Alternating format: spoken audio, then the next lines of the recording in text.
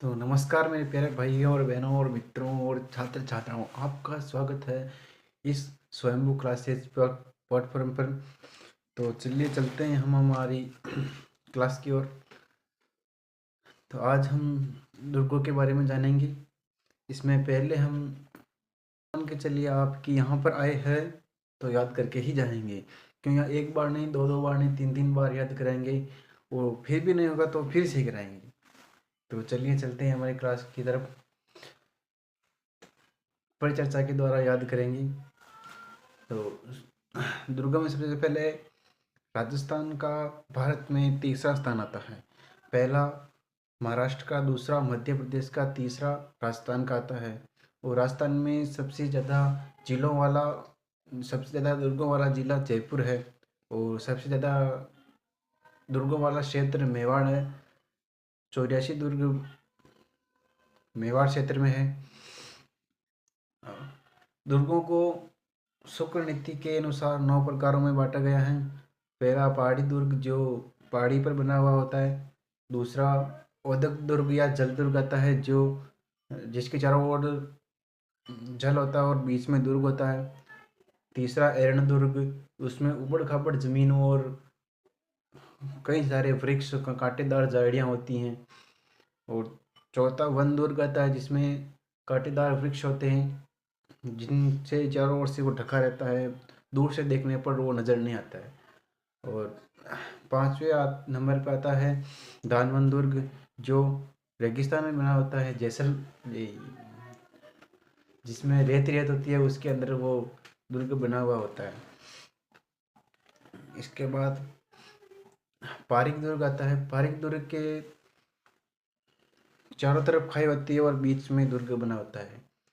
और इसके बाद पारिक दुर्ग आता है। इस दुर्ग के चारों तरफ दीवार होती है और बीच में दुर्ग होता है। और इसके बाद है सैन्य दुर्ग।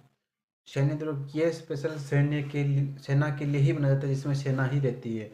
और लास्ट नवा दुर्ग आता है, जो शाही दुर्ग कहलाता है। शाही दुर्ग के अंदर राजा का जो शाही परिवार होता है वो उसके अंदर निवास करता है। तो ये शुक्र नीति के अनुसार 9 प्रकारों में बांटा गया है। दुर्गों के सबसे पहले अवशेष कालीबंगा सभ्यता से मिलते हैं। और इसके जो प्रमाण है वो सबसे पहले मनुस्मृति किताब से मिलते हैं। और दुर्गों का निर्माण मौर्य काल से ही शुरू हो गया था। और सबसे ज़्यादा दुर्ग गुप्त काल के अंदर बनाए गए थे। जो दुर्गों के मेन मेन टॉपिक हैं, जो बिंदु हैं, जो सभी दुर्गों से रिलेटेड, वो सबसे पहले हम पढ़ेंगे। उसके बाद में हर एक दुर्ग को विस्तार से जानेंगे। 2013 के अंदर नोम पने में एक सम्मेलन हुआ था, यूनेस्को सम्मेलन।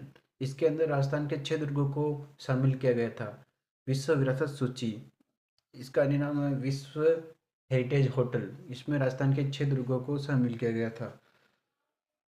इसकी एक ट्रिक है उन 6 दुर्गों को याद करने की, जो लगभग सभी जानते हैं। चीकू, आम, गाजर। चित्तौड़गढ़, कुंभलगढ़, आमेर दुर्ग, गागरोन का किला, जैसलमेर का किला और रणथंभौर। इन 6 दुर्गों को विश्व विरासत सूची के अंदर शामिल किया गया है। अब देखें तो राजस्थान के जो सीमाओं पर बने हुए हैं दुर्ग, जो प्रहरी हैं, उन दुर्गों के बारे में जानते हैं। तो उत्तर के अंदर उत्तरी सीमा का प्रहरी भटनेर दुर्ग है, जो हनुमानगढ़ में स्थित है। ये उत्तरी सीमा का प्रहरी है। दक्षिण के अंदर चित्तौड़ का दुर्ग है, जो दक्षिण सीमा का प्रहरी है। और पश्चिम के अंदर जैसलमेर का दुर्ग है, जो सोनारगढ़ के नाम से भी जाना जाता है। यह पश्चिमी सीमा का प्रहरी है। और पूर्व के अंदर लोहागढ़ दुर्ग है, जो भरतपुर के अंदर स्थित है। यह सबसे नवीन दुर्ग है दुर्गों में। यह पूर्वी सीमा का प्रहरी है। और मध्य में अजमेर का दुर्ग, तारागढ़, यह सबसे मध्य में स्थित है।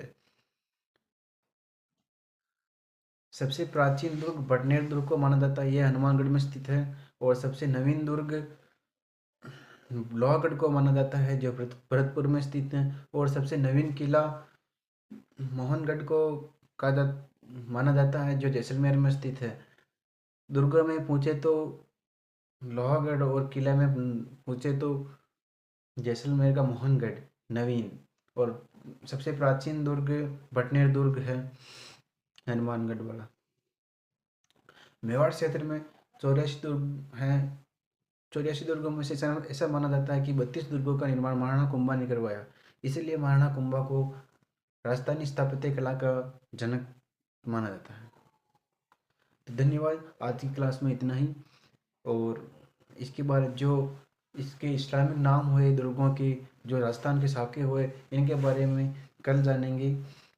तो मैं आशा और उम्मीद करता हूँ कि आप अपनी तैयारी में मस्त और व्यस्त होंगे। तो एक बार फिर से धन्यवाद। चलिए, क्लास को लाइक और शेयर ज़रूर करिएगा। अपना सपोर्ट बनाए रखें इस नए प्लेटफॉर्म पर। आपका हार्दिक स्वागत है, अभिनंदन है। धन्यवाद।